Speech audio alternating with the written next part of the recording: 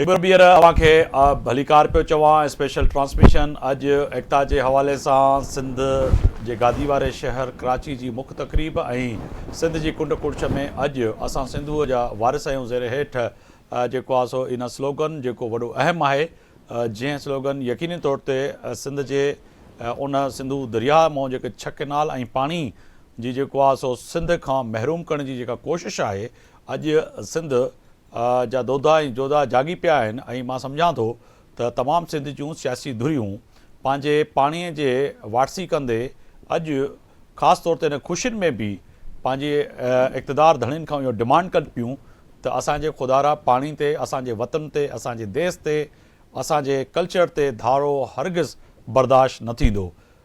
मां जीअं हमेशह चवंदो आहियां पंहिंजे प्रोग्राम में त फ़ैसिले जी घड़ी अची वई आहे। अॼु बि सिंधी क़ौम जेको आहे सो फ़ैसिलो इहो कयो आहे त असां हरगिज़ सिंध ते धाड़ो बर्दाश्त न कंदासीं। असांखे हिकिड़े ख़ूबसूरत सिंध जाइ ऐं उन जी बि जुस्तजू ख़ासि तौर ते हिन धरती लाइ ऐं धरती धणियुनि जे लाइ वॾी अहम आहे। संदसि जी पार्टी जी बि जेको आहे सो जेका कोशिशि आहे उन वॾी अहम आहे ऐं मां सम्झां त उन पार्टी वॾी क़ुर्बानियूं ॾिनियूं आहिनि ख़ासि तौर ते सिंध जे मुक़दमे लाइ सिंध जे केस जे लाइ हमेशह विढ़ंदी रही आहे। असांखे फिदा हुसैन ढक्कन साहब सीनियर अॻवान आहिनि पाकिस्तान पीपल्स पार्टी आहे उन्हनि जॉइन कयो आहे। अव्हांखे भलीकार पिया चऊं स्टूडियो में फिदा हुसैन साहब ऐं अव्हांखे लख लख कल्चर डे जूं एकता जूं वाधायूं हुजनि। अव्हां असां गॾु आहियो ऐं हिन सां गॾोगॾु असांखे मिर्ज़ा इश्तियाक बेग साहब बि जॉइन कयो आहे। मिर्ज़ा इश्तियाक बेग साहब बि सिंध जा हुआ ऐं ख़ासि तौर ते दुनिया में जिथे बि मिर्ज़ा साहब वेंदा आहिनि त सिंधी अजरक ऐं टोपी जी ॻाल्हि कयूं त किथे न किथे उहे यकीनी तौर ते उनखे मथां रखंदा आहिनि। ऐं मां सिंध में जंहिंमें कि हिन वक़्तु असांखे नाज़रीन ॾिसनि पिया उन्हनि खे ॿुधाईंदो हलां त मिर्ज़ा साहब जेको आहे सो ख़ासि तौर ते जॾहिं हिकिड़ी मेक अ विश जेका फाउंडेशन आहे उहा उनखे बि रन कंदा आहिनि उनखे बि जेको आहे सो दुनिया में ऐं पाकिस्तान में रिप्रेज़ेंट कंदा आहिनि। पर हिकिड़े नंढड़े ॿार जी ख़्वाहिश हुई त पाड़ेसरी मुल्क हिंदुस्तान जे अदाकार सलमान ख़ान सां उनखे मिलणो हुयो त सलमान ख़ान सां जॾहिं मुलाक़ात थी डॉक्टर मिर्ज़ा इश्तियाक बेग साहब जी त उन जॾहिं सिंधी टोपी अजरक पारायो त उहे दुनिया में तस्वीरूं वायरल थियूं ऐं क्रेडिट वञे पियो त सिर्फ़ु असां इहो न पिया चऊं त सिंध जो हर ॼाओ जेको बि आहे उहो जिथे भी आहे उहो किथे न किथे हिन तहज़ीब जो रखवालो आहे ऐं तहज़ीब जो किथे न किथे वो तर्जुमान भी आए सफ़ीर भी आए। मिर्ज़ा साहब आपका भी बहुत शुक्रिया आपने वक्त निकाला। माय प्लेजर जी, thank you so much. Thank you sir. Sir एक तो आज इस खुशियों में आपको बहुत बहुत मुबारक हो कि आप हमारे साथ हैं और जैसे मैंने इंट्रो में कहा कि सिंध का हर रहने वाला शख्स कहीं न कहीं सिंध का सफ़ीर है, सिंध का जो है अलमबरदार है अपनी सकाफ़त का।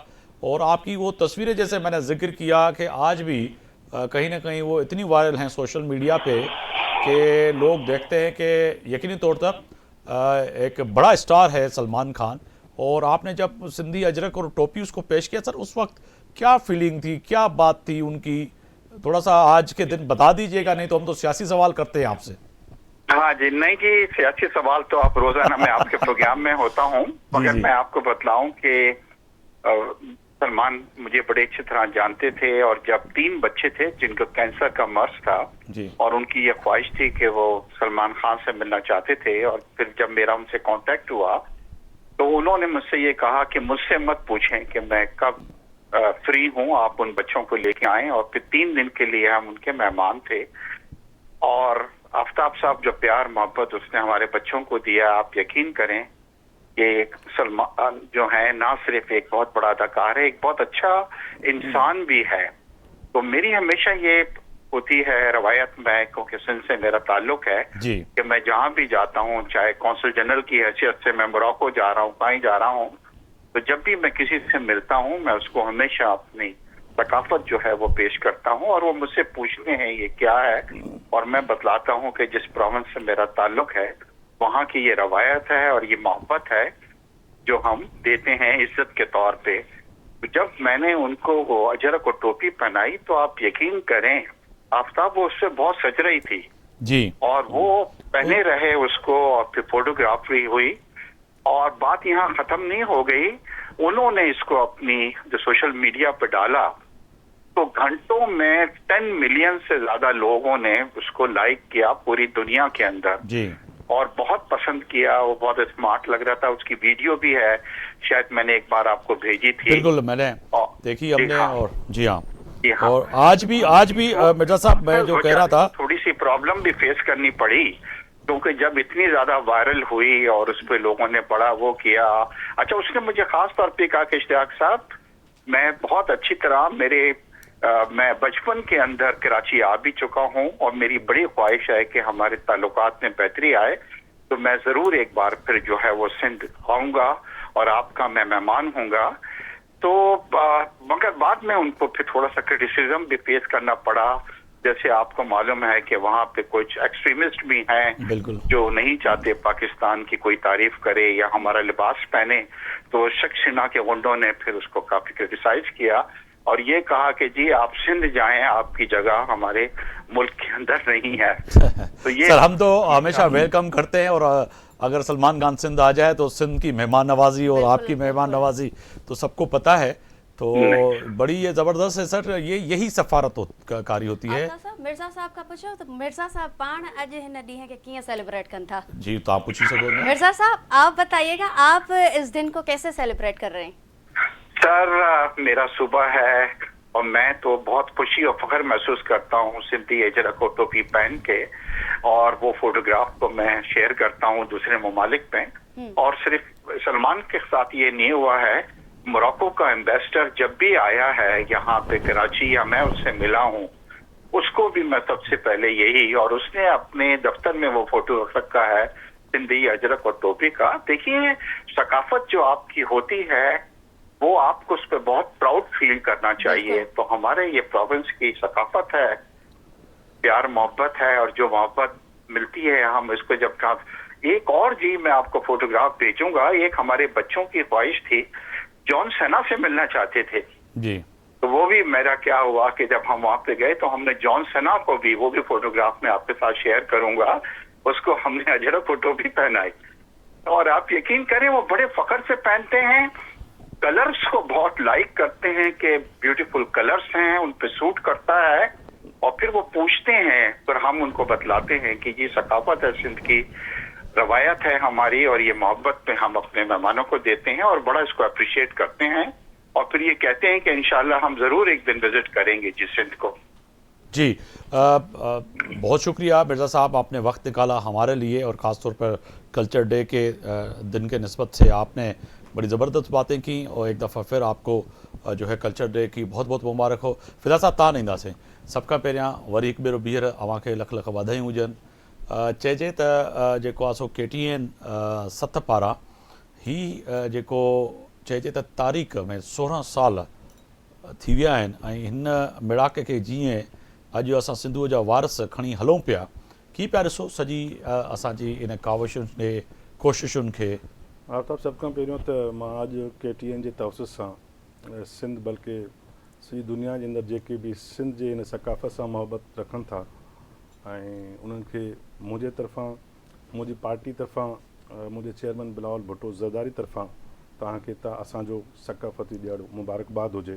ख़ैर बाबा, बिल्कुलु तव्हां सही था चओ त KTN ख़ासि करके मूंखे यादि आहे त जॾहिं तॾहिं बि सदर हुयो आसिफ अली ज़रदारी साहबु, ऐं जॾहिं पाण ॻाल्हायूं पिया अॼु बि सदर आहे यकीनन, त असांजे इन टोपी ते कंहिं अहले कलम दोस्त तनक़ीद कई ऐं सिंध जे माण्हुनि ज़बरदस्त फोरम इस्तेमालु कयो ऐं उन में KTN जी वॾी हिकिड़ी कंट्रीब्यूशन रही। जो सिंध जा जेके स्टेक होल्डर्स हुया, सिंध जा जेके पॉलिटिकल वर्कर हुया, उन्हनि सभिनी खे मतिलबु त सियासी वाबस्तगी खां बालातर थी करे सभिनी खे हिकिड़े प्लेटफॉर्म फ़राहम कयो, जंहिंखां पोइ असीं सिंधी अजरक ऐं टोपी सेलिब्रेट कंदा अचूं था पिया। मां सम्झां थो तव्हांजे सथ जो ख़ासि करे सिंध जे पढ़ियल लिखियल तबिके जो, औरतुनि जो, ॿारनि जो, अॼु ॾिसो न, मां जॾहिं तव्हांजे हिन प्रोग्राम में अचां पियो, तव्हां यकीन कंदो वाक़ई कराची जो जहिड़ो शहर जिथे लॻभॻि करोड़नि जी आबादी हुजे, उते तव्हांजो कल्चर तव्हांखे महसूसु थिए थो। तव्हांजा नौजवान, तव्हांजा छोकिरा, शागिर्द, अदियूं असांजियूं, उहे वॉलंटियरली पंहिंजो पाण खे एंटरटेन कनि थियूं पियूं ऐं शहर जो मतिलबु त इलाइक़ो डिफेंस, गुलशन इकबाल, गुलिस्तान जौहर, गुलशन अदीद, हर हंधि हिकिड़ो मेले जो समा आहे। बाक़ी सॼी सिंध जे अंदरि त यकीनन हूंदो, पर कराची शहर जे अंदरि जेको अॼोको ॾींहुं आहे, तव्हां यकीन कयो मुंहिंजा ॿार अॼु कोन्हनि किथे मदीने शरीफ़ में वेठा आहिनि ऐं मूंखे त बार बार फ़ोन था कनि पिया त बाबा कीअं था सेलिब्रेट कयो ऐं असां जेको आहे टोपी पाए वञूं, अजरक पाए वञूं। त ॿाहिरि जेके असांजा सिंधी दोस्त वेठा आहिनि या जेके सिंध जी सकाफ़त सां मोहबत कनि था, उहे बि सेलिब्रेट कनि था असांजी। मिर्ज़ा साहब ॻाल्हि कई, यकीनन मिर्ज़ा साहब सिंध जो सपूत आहे, सिंध जा उहो आहे, पर उहे बि असांजे कल्चर सां, असांजी सकाफ़त सां मोहबत रखनि था। त मां सम्झां थो इहा जेकी अॼु वारी जेकी कमिटमेंट आहे असांजी पंहिंजे सकाफ़त सां, तहज़ीब सां, यकीनी तौर ते इहा त अज़ल खां आहे ऐं इंशाल्लाह रहंदी। इंशाल्लाह। अच्छा सर, पहिरीं इहे ॾिहाड़ा जेके मल्हाइजंदा हुआ उहे थोरा घटि हुआ, हाणे ॾींहं ब ॾींहं तेज़ थींदा था वञनि। ॾिसो था त रश बि वधी वई आहे, कारोबारनि में इज़ाफ़ो थी वियो आहे। त हीअ सकाफ़त ओवरऑल जेकी तव्हां ॾिसो था, हुनरमंद माण्हू जेके उन्हनि जा हुनर जेके आहिनि, मायुनि जा, मर्दनि जा, उन्हनि में बि ॾाढी तेज़ी अची वई आहे। ॾिसो, हिकिड़ी ॻाल्हि ॿुधायांव तव्हांखे त शऊर वॾी शइ हूंदी आहे ऐं मां सम्झां थो त असां त वॾा ख़ुशनसीब आहियूं जेके हिते वेठा आहियूं ऐं सॼी सिंध जा जेके हिन अजरक ऐं टोबी चयासीं वारस आहियूं ऐं यकीनी तौर ते, पर असांजे कल्चर में एतिरी कमाल जी अट्रैक्शन आहे। मां यकीनन तव्हां सभु दोस्त पंहिंजे दोस्तनि सां विहंदा हूंदो, पर अजरक ऐं टोपी जो दुनिया जा सभु कल्चर यकीनन रिच हूंदा, उनजे लाइ क़ाबिल एतिराम हूंदा, पर अॼु ताईं टोपी ऐं अजरक जो को मुतबादल कोन अची सघियो आहे। मिर्ज़ा साहब ॻाल्हि कई, आफ्ताब अमेरिका थी आयो आहे, मां हिकु दफ़ो 2011 में ऑफिशियली असां वियासीं IVLP में वियासीं, उते हिलरी क्लिंटन साहिबा सेक्रेटरी हुई, त उनजे बिहाफ ते हिकिड़ो असिस्टेंट सेक्रेटरी हो ऐं लाज़मी आहे सिंध जो माण्हू जॾहिं ॿाहिरि वञे थो ॿियो गिफ्ट छा खणी ईंदो, अजरक या टोपी खणी ईंदो, त हीअ अजरक मूं उतां जे असिस्टेंट सेक्रेटरी साहिब खे गिफ्ट कयो ऐं मुंहिंजे ख़्याल में गोरा गिफ्ट घुरंदा कोन्हनि की हुन मूंखे चयो जेके हिकिड़ो तव्हां वटि हुजे त वधीक मूंखे ॾियो, मां पंहिंजी घरवारी खे गिफ्ट कंदुसि। त हाणे तव्हां अंदाज़ो वणो त हिन अजरक जी एॾी वॾी इज़त ऐं अज़मत आहे। पर फिदा भाउ, अॼु जेके मनाज़र नज़र आया, इंतिहाई दिलि ख़ुशि थींदी आहे जॾहिं परॾेह में रहंदड़ सिंधी ऐं ख़ासि तौर ते टाइम स्क्वायर ते जॾहिं झूमंदे जेके सिंध नज़र अचे ऐं दुबई में जेको आहे सो झूमंदे सिंध नज़र अचे ऐं जेको आहे सो फ्रांस में, बेल्जियम में। मूंखे वॾी ॻाल्हि आहे त साईं ऐं असांजे ॻोठ जो असांजो दोस्त आहे, गॾु पढ़ियो आहे असां, प्रदीप कुमार, डोकरी शहर जो आहे, उहो हिन वक़्तु जेको आहे सो नदरलैंड में आहे ऐं नदरलैंड में ट्रांसमिशन ॾिसे पियो त उन मूंखे वीडियो भरे मोकिली त असां KTN सां अॼु पंहिंजो एकता जो ॾींहुं मल्हायूं पिया। त इहा हिकिड़ी वॾी ॻाल्हि आहे त सॼी दुनिया में जिते जिते आहिनि, पर हिकिड़ो ज़बरदस्त तजुर्बो थिए थो जॾहिं तव्हां ॿाहिरि रहो पिया, पंहिंजी धरती खां, पंहिंजे ॻोठ खां, पंहिंजे शहरनि खां, पंहिंजी सकाफ़त खां जेतिरो परे आहियो त उनखे वधीक अञा दिलचस्पी पैदा थिए थी। फिदा भाउ, छा मनाज़िर हूंदा आहिनि, ख़ासि तौर ते जॾहिं यादुनि जी ॻाल्हि कयूं, तव्हांजो वक़्तु बिलावल हाउस ऐं मां सम्झां त जमील सुमरो ऐं फिदा उहे अराइवल दस्ते पे आहिनि जिन सॼी पंहिंजी ॼमार बिलावल हाउस खे ॾेई छॾी ऐं मोहतरमा बेनज़ीर भुट्टो जे वेझो बि रहिया। उन जूं जेको आहे सो मोहबतूं सिंध सां, कल्चर सां बि ॾिठियूं, अजरक सां बि ॾिठियूं, हर लिबास सां ॾिठियूं, पर बीबी मुनफ़रद नज़र ईंदी हुई, ख़ासि तौर ते जॾहिं अजरक ओढ़ींदी हुई। फिदा सर ॾिसो आफ्ताब साईं, हिकिड़ी शइ ॿुधायांव तव्हांखे त छो जो सिंध जी सकाफ़त सां हर कंहिंखे मोहबत आहे, पर बज़ाहिर मूं ॾिठो बेनज़ीर साहिबा खे पंहिंजी सकाफ़त सां इंतिहा दर्जे जी मोहबत हूंदी हुई ऐं एज़ अ प्राइम मिनिस्टर जॾहिं बि कंहिं मुल्क जे दौरे ते वेंदी त बीबी अक्सर पाण अजरक ज़रूरु ओढ़ींदी हुई ऐं उहो तसलसल आहे न। मिसाल बिलावल भुट्टो साहब बेनज़ीर साहिबा जो फर्ज़ंद आहे ऐं बिलावल साहब खे बि इंतिहा दर्जे जी मोहबत आहे पंहिंजी सकाफ़त सां, पंहिंजे सूबे सां, पंहिंजे माण्हुनि सां ऐं अजरक सां त इंतिहा दर्जे जी हिन फैमिली जी मोहबत आहे। ईअं न आहे त को जेकी हीअ असीं एकता तौरु इन ॾींहं खे सेलिब्रेट था कयूं सिर्फ़ु इन जे करे, पर छो जो बीबी जो असां मिसाल वठूं त बीबी खे शहीद थींदे अलाए केतिरा साल थी विया आहिनि। त मां सम्झां थो त पीपल्स पार्टी पाकिस्तान जी अवाम जी पार्टी आहे ऐं सकाफ़ती तौर ते ज़ुल्फ़कार अली भुट्टे शहीद हिकिड़े दफ़े जेकर तव्हांखे टाइम हुजे त मां तव्हां शेयर कयां ज़रूरु, त हुन पंहिंजी न्याणी खे जेको ख़त लिखियो, मुंहिंजी प्यारी धीउ, उहो पढ़णु जहिड़ो आहे ऐं हुन इहो चयो त तोखे अहिड़ी विरसे जी तोखे मिरासी मिली आहे जो तूं उन ते फ़ख़ुरु करे सघे थी। उन मोहनजोदड़ो जो ज़िक्र कयो। मोहनजोदड़ो माना सिंध, सही, सिंध माना असांजी अॼोकी सकाफ़त आहे। त असांखे असांजी लीडरशिप खे पंहिंजी सकाफ़त ते प्राउड आहे यकीनी तौर ते, ऐं अलाह जो शुक्र आहे त अहिड़ी सकाफ़त दुनिया जे अंदरि किथे कोन हूंदी। जॾहिं त असीं तरक़ी पज़ीर शहरनि में या तरक़ी पज़ीर मुल्कनि में अचूं था, पर तव्हांजी सकाफ़त अजरक ऐं टोपी ऐं ॿियूं शयूं इहे तरक़ी याफ़्ता मुआशिरे जो हिसो आहिनि। मां सम्झां थो त इन जे करे पीपल्स पार्टी जी क़यादत। वरी मोहनजोदड़ो जो अवां ज़िक्र कयो आहे त तव्हां बि मोहनजोदड़ो जा जाइ आहियो, सिंध जा जाइ आहियो, ऐं मां सम्झां थो फिदा जी बचपन बि मोहनजोदड़ो में ई गुज़रियो आहे, असांजो बि गुज़रियो आहे। पर असां जॾहिं उते ॾिसंदासीं सॼी दुनिया मां जेके माण्हू ईंदा, विज़िटर ईंदा, त पहिरियां जॾहिं बालकपण हूंदो हुयो त चवंदासीं छो था अचनि, हिते छा आहे। पर जॾहिं पाण खे जेको आहे सो ख़बर पई ऐं तहज़ीब जी ख़बर पई, सकाफ़त जी ख़बर पई, अहमियत जी ख़बर पई, त फिर पोइ सम्झ में आयो त यार वाक़ई असां एॾे विरसे जा मालिक आहियूं। बिल्कुलु आफ्ताब, मां सची ॿुधायां तव्हांखे, हीअ त आहे असांजो त मतिलबु त उन्हनि खां बग़ैर कुझु न आहियूं। असांजी जिस्म जी जेकॾहिं अॼु वजूद जो हिसो आहे त असांजी तारीख़ आहे, असांजो मोहनजोदड़ो आहे। मां टियों ॾींहुं डिप्टी ब्रिटिश हाई कमिश्नर सारा जेकी हुई, उन जो प्रोग्राम हुयो हैदराबाद में, ऐं जॾहिं मां इहा ई शइ ज़िक्र कई मोहनजोदड़े जी, त ॾाढी पढ़ियल लिखियल काउंसिल जनरल आहे इन वक़्तु कराची शहर जे अंदरि। हुन चयो त मुंहिंजे ज़िंदगी में जेके पसंदीदा शहर आहिनि उनमें हिकिड़ो मोहनजोदड़ो बि आहे। त केॾी वॾी प्राउड जी ॻाल्हि आहे त दुनिया उन ते फ़ख़ुरु करे थी। ऐं यकीनी तौर ते आफ्ताब सही चयो त मुंहिंजो वालिद साहिबु टीचर रहियो, त बाबा कॾहिं बाड्रा स्कूल में हूंदो, कॾहिं मोहनजोदड़े, कॾहिं बलड़े जी। त तव्हां यकीन कयो उन वक़्तु जेके फॉरेनर हूंदा हुआ, जेके विज़िटर हूंदा हुआ, संभारा तव्हांजो होटल लारकाणो भरियो पियो हूंदो। माण्हू जहाज़नि ते ईंदा हुआ, इवन माण्हू बाइसिकल ईंदा हुआ, साइकिलनि ते, मोटरसाइकिलनि ते ईंदा हुआ। ऐं मोहनजोदड़ो स्टेशन जेका आहे डोकरी जी, तो टांगे ते वेंदा हुआ, घुमण वेंदा हुआ। त हीअ वॾी रिच कल्चर आहे सिंध जो। ऐं यकीनन असां में खोड़ सारियूं कोताहियूं खामियूं हूंदियूं, पर असांजो कल्चर। अॼु जे ॾींहंनि ते खामियुनि जो ज़िक्र नथा कयूं, पर अॼु इन ॻाल्हि ते कंदासीं त जेको आहे सो हिकु त इहो आहे त अॼु जे ॾींहं खे कीअं पिया ॾिसो, धरती धड़ियुनि खे कहिड़ो मैसेज ॾींदव। ऐं जेको हीउ पाणी वारो मामिलो आहे, मां हमेशह असां पीपल्स पार्टीअ साम्हूं सुवाल रखंदा आहियूं त इक़्तिदार धणी तव्हां आहियो, धरती धणी वाक़ई परेशान न थियनि, मुतमिन रहनि। त chairman Pakistan peoples party Bilawal Bhutto, CM Sindh Syed Murad Ali Shah, Fida Hussain ढक्कण समेत हर कारकुन पीपल्स पार्टी जो यकीन ॾियाराए पियो त छहनि किनारनि ते सम्झोतो न थींदो। आफ्ताब, हिकिड़ी शइ त अॼु यकीनन सकाफ़ती ॾियारो आहे ऐं ख़ुशियुनि जो त्योहार आहे, सही, ईद जो समां आहे, एकता जो बि आहे, यकजहती बिल्कुलु आहे। अॼु मुंहिंजी गुज़ारिश इहा ई हूंदी सिंध जे मोहबत कंदड़ हिननि माण्हुनि खे त यकीनन सकाफ़त जा असीं दावेदार ज़रूरु आहियूं, सकाफ़त असांजी सुञाणप आहे, पर असांखे अञा अॻिते मंज़िल आहे।